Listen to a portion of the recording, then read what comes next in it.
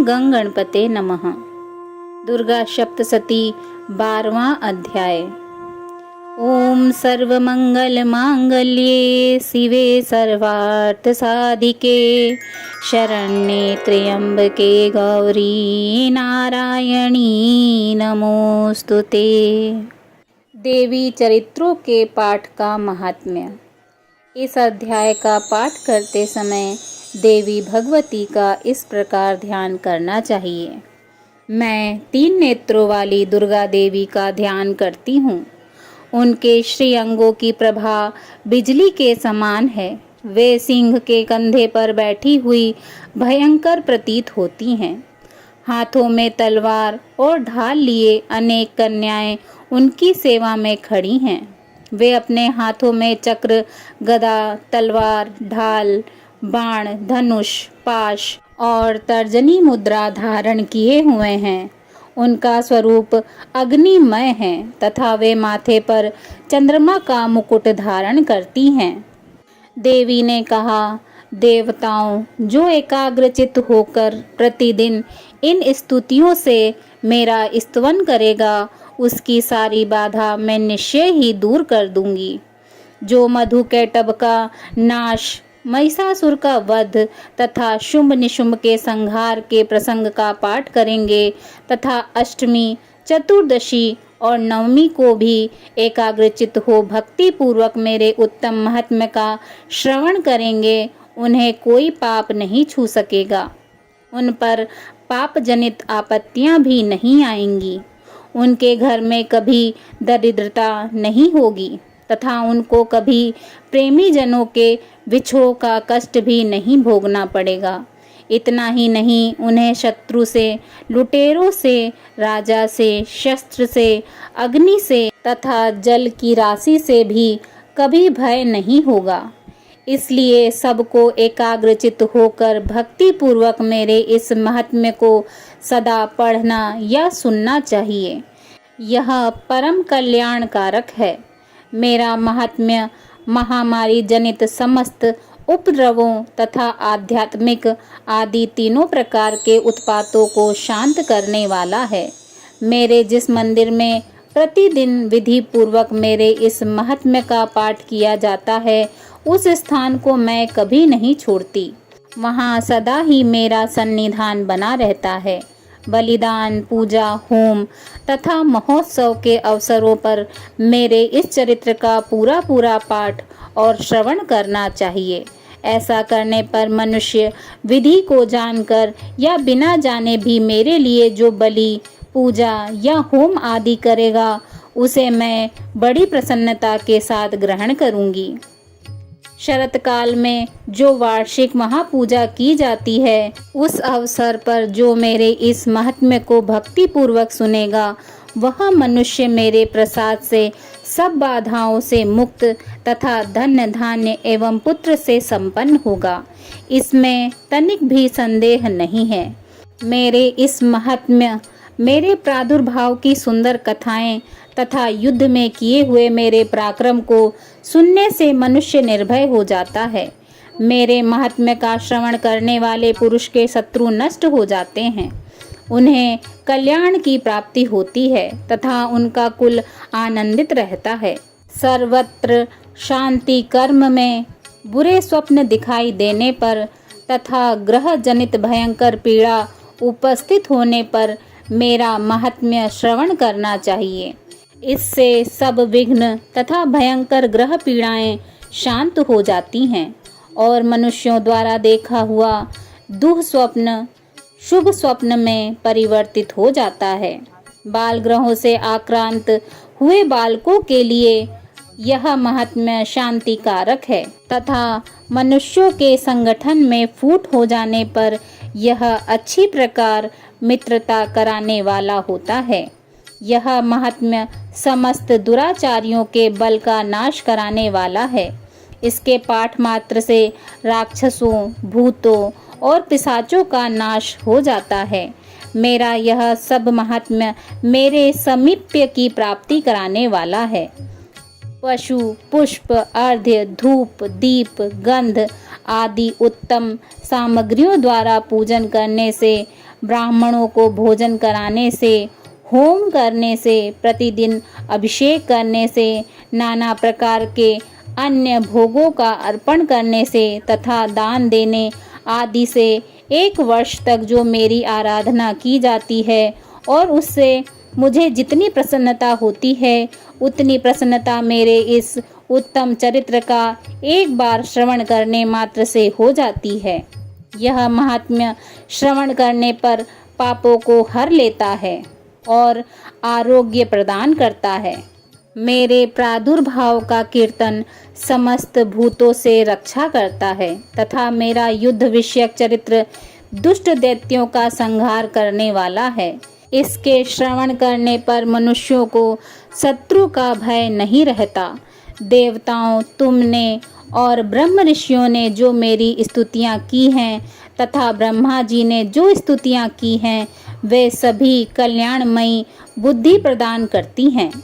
One में, सूने मार्ग में अथवा दवानल से घिरे जाने पर, निर्जन स्थान में, लुटेरों के दाव में पड़ जाने पर या शत्रुओं से पकड़े जाने पर अथवा जंगल में सिंह, व्याघ्र या जंगली हाथियों के पीछा करने पर, कुपित राजा के आदेश से वध या बंधन के स्थान में ले जाने पर अथवा महासागर में नाव पर बैठने के बाद भारी तूफान से नाव के डगमग होने पर और अत्यंत भयंकर युद्ध में शस्त्रों का प्रहार होने पर अथवा वेदना से पीड़ित होने पर, किंबहुना सभी भयानक बाधाओं के उपस्थित होने पर जो मेरे इस चरित्र का स्मरण करता है वह मनुष्य संकट से मुक्त हो जाता है। मेरे प्रभाव से सिंह आदि हिंसक जंतु नष्ट हो जाते हैं तथा लुटेरे और शत्रु भी मेरे चरित्र का स्मरण करने वाले पुरुष से दूर भागते हैं। ऋषि कहते हैं, यूँ कहकर प्रचंड पराक्रम वाली भगवती चंडिका सब देवताओं के देखते देखते वहीं अंतर्ध्यान हो गई। फिर समस्त देवता भी शत्रुओं के मारे जाने से निर्भय हो पहले की भांति यज्ञ भाग का उपभोग करते हुए अपने अपने अधिकार का पालन करने लगे। संसार का विध्वंस करने वाले महाभयंकर अतुल पराक्रमी देवशत्रु शुंभ तथा महाबली निशुंभ के युद्ध में देवी द्वारा मारे जाने पर शेष दैत्य पाताल लोक में चले आए। राजन, इस प्रकार भगवती अंबिका देवी नित्य होती हुई भी पुनः पुनः प्रकट होकर जगत की रक्षा करती हैं। वे ही इस विश्व को मोहित करती हैं। वे ही जगत को जन्म देती तथा वे ही प्रार्थना करने पर संतुष्ट हो विज्ञान एवं समृद्धि प्रदान करती हैं। राजन, महाप्रलय के समय महामारी का स्वरूप धारण करने वाली वे महाकाली ही इस समस्त ब्रह्मांड में व्याप्त हैं। वे ही समय समय पर महामारी होती और वे ही स्वयं अजन्मा होती हुई भी सृष्टि के रूप में प्रकट होती हैं। वे सनातनी देवी ही समयानुसार संपूर्ण भूतों की रक्षा करती हैं। मनुष्यों के अभ्युदय के समय वे ही घर में लक्ष्मी के रूप में स्थित हो उन्नति प्रदान करती हैं और वे ही अभाव के समय दरिद्रता बनकर विनाश का कारण बनती हैं। पुष्प, धूप, गंध आदि से पूजन करके उनकी स्तुति करने पर वे धन, पुत्र, धार्मिक बुद्धि तथा उत्तम गति प्रदान करती हैं। इस प्रकार श्री मार्कंडेय पुराण में सर्वाणिक मनवंतर की कथा के अंतर्गत देवी महात्म्य में फल स्तुति नामक 12वां अध्याय पूरा हुआ। बोलिए जगत जननी जगदम्बा की जय। दुर्गा सप्तशती 13वां अध्याय। सूरत और वैश्य को देवी का वरदान। इस अध्याय का पाठ करते समय देवी भगवती का इस प्रकार ध्यान करना चाहिए। जो उदय काल में सूर्यमंडल की सी कांति धारण करने वाली हैं, जिनकी 4 भुजाएं और 3 नेत्र हैं तथा जो अपने हाथों में पाश, अंकुश, वर एवं अभय की मुद्रा धारण किए रहती हैं, उन शिवा देवी का मैं ध्यान करती हूँ। ऋषि कहते हैं, राजन, इस प्रकार मैंने तुमसे देवी के उत्तम महात्म्य का वर्णन किया। जो इस जगत को धारण करती हैं, उन देवी का ऐसा ही प्रभाव है। वे ही ज्ञान उत्पन्न करती हैं। भगवान विष्णु की माया स्वरूपा उन भगवती के द्वारा ही तुम ये वैश्य तथा अन्य विवेकी जन मोहित होते हैं, मोहित हुए हैं तथा आगे भी मोहित होंगे। महाराज, तुम उन्हीं परमेश्वरी की शरण में जाओ। आराधना करने पर वे ही मनुष्यों को भोग, स्वर्ग तथा मोक्ष प्रदान करती हैं। मार्कंडेय जी कहते हैं, क्रोष्टुकी जी, मेधा मुनि के ये वचन सुनकर राजा सूरथ ने उत्तम व्रत का पालन करने वाले उन महाभाग महर्षि को प्रणाम किया।